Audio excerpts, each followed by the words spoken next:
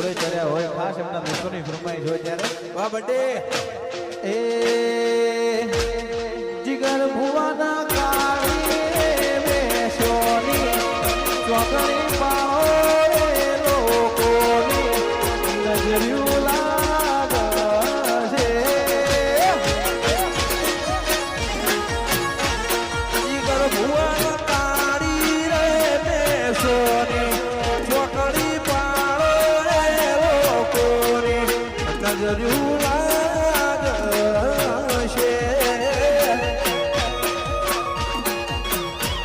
એ મારા મકવાયા રે